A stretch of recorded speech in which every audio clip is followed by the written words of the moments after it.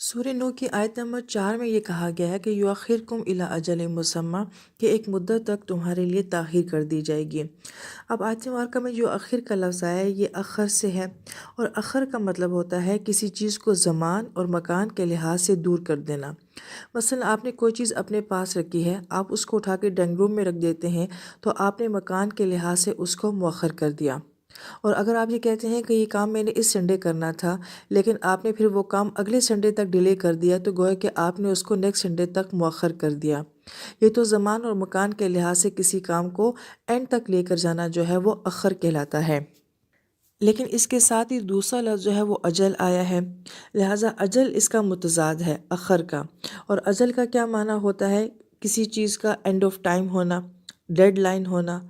دوسرا یہ کہا جاتا ہے کہ اجل، اگر آپ سے کوئی سوال کرے، آپ اس کے جواب میں کہیں جی ہاں، تو اس کے لیے بھی عربی زبان میں اجل ہوتا ہے، مگر اس کے لیے نام کا لفظ بھی آتا ہے۔ اور اجل اور نام کا فرق کیا ہے کہ اگر کوئی آپ سے حال پوچھے کہ آپ ٹھیک ہیں تو آپ کہیں گے نام، جی میں ٹھیک ہوں۔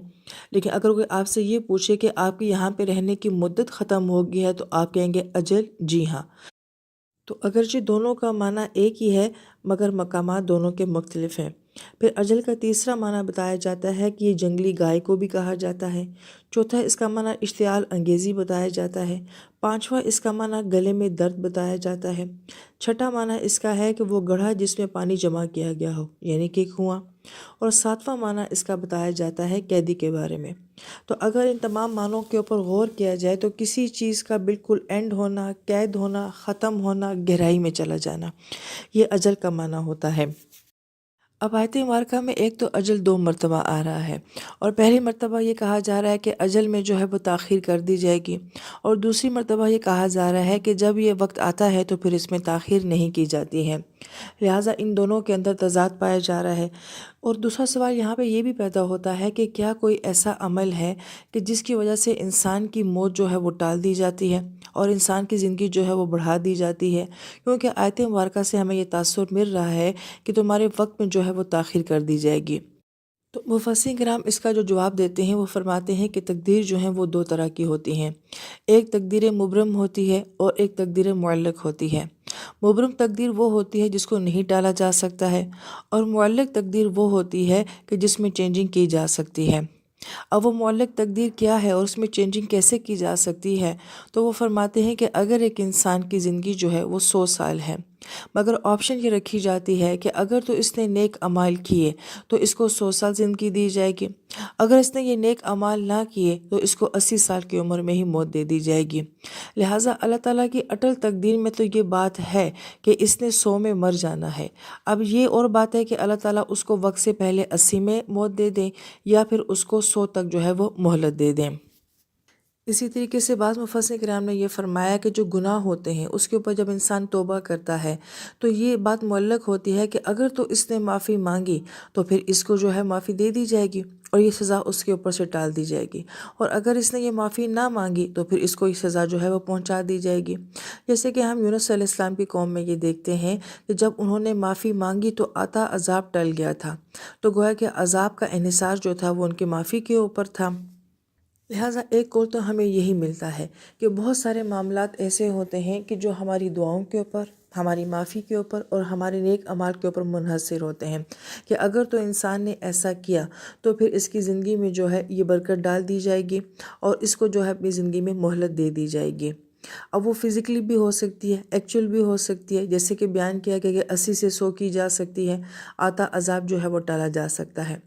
جبکہ بعض مفسرین کرام یہ فرماتے ہیں کہ اس کو معنوی لحاظ سے لیا جائے کہ فگر کے لحاظ سے کوئی تبدیلی نہیں ہوتی کہ آپ 80 سے 100 کر دیں۔ وہ معاملہ یہ ہوتا ہے کہ انسان جیتا جو ہے وہ 80 سال ہی ہے، مگر کام وہ 100 سال والے کر جائے گا۔ اللہ پاک تھوڑی زندگی میں زیادہ کام کرنے کی توفیق دیں گے، اس کی زندگی میں برکتیں زیادہ ہو جائیں گی۔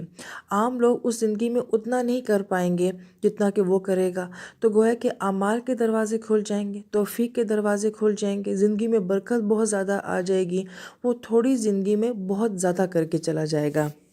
لہذا جو مفسر کرام تو یہ فرماتے ہیں کہ واقعی اعمال کی وجہ سے جو ہے انسان کی موت میں تاخیر کر دی جاتی ہے، وہ فرماتے ہیں کہ وہ کون سے اعمال ہیں جن کی وجہ سے جو ہے یہ معاملہ کیا جاتا ہے، تو وہ فرماتے ہیں کہ صلہ رحمی یہ ایک ایسا خوبصورت عمل ہے جس کی وجہ سے انسان کی زندگی جو ہے وہ بڑھا دی جاتی ہے۔ ماں باپ کے ساتھ حسن سلوک کرنا، سخاوت کرنا، دوسروں کو اپنی ذات سے فائدہ پہنچانا، ایسے شخص کی زندگی جو ہے وہ بڑھا دی جاتی ہے۔ اور جو مفسر کرام یہ فرماتے ہیں کہ نہیں، اس کا معنوی معنی لیا جائے کہ ایسے اعمال کرنے سے گویا کہ اس کی زندگی میں برکتیں زیادہ کر دی جاتی ہیں، نیکیوں کے مواقع زیادہ کر دیے جاتے ہیں، اللہ اس سے کام زیادہ لے لیتے ہیں، لہٰذا وہ ان احادیث مبارکہ سے یہ معنی لیتے ہیں۔ پھر اسی ضمن میں بعض اہل علم یہ فرماتے ہیں کہ انفرادی سطح ہو یا اجتماعی سطح ہو، اگر تو قومیں جو ہیں وہ خیر کے اوپر قائم رہتی ہیں، نیکیوں کے اوپر قائم رہتی ہیں، تو قوموں کی زندگی بھی بڑھا دی جاتی ہے، اور انفرادی سطح کے اوپر بھی اگر انسان نیکی کرتا ہے تو اس کی زندگی میں بھی برکت یا خیر ڈال دی جاتی ہے۔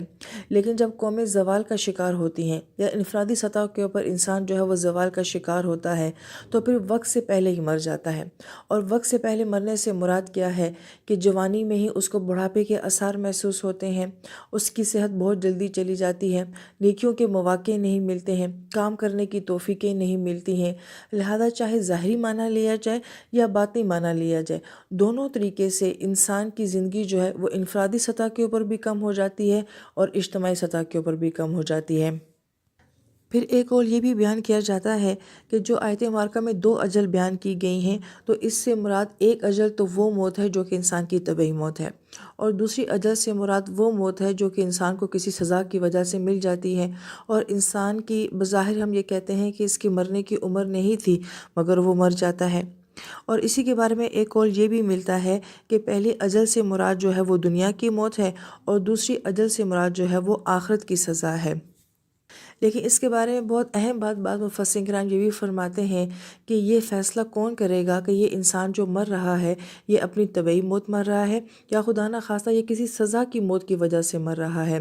لہٰذا اگر کوئی جوان مر جاتا ہے تو کیا ہم اس کو یہ کہیں گے کہ یہ کسی گناہ کی وجہ سے مرا ہے یا اس کو سزا ملی ہے؟ یا جو اپنے جوان بچوں کو چھوڑ کے چلا جاتا ہے یا جوان بیوی کو چھوڑ کے چلا جاتا ہے، ہم یہ فیصلہ کریں گے کہ یہ کسی گناہ کی وجہ سے ایسا ہوا ہے؟ لہذا یہ معاملہ بہت مشکل ہے۔ کس انسان کو کیسی موت آتی ہے، کس طرح کی آتی ہے اور وہ کس وجہ سے آتی ہے، یہ فیصلہ صرف اللہ تعالیٰ کی ذات کر سکتی ہے۔ انسان کا اس کے اوپر کوئی اختیار نہیں کہ وہ کسی کی موت کو ڈسکس کرے۔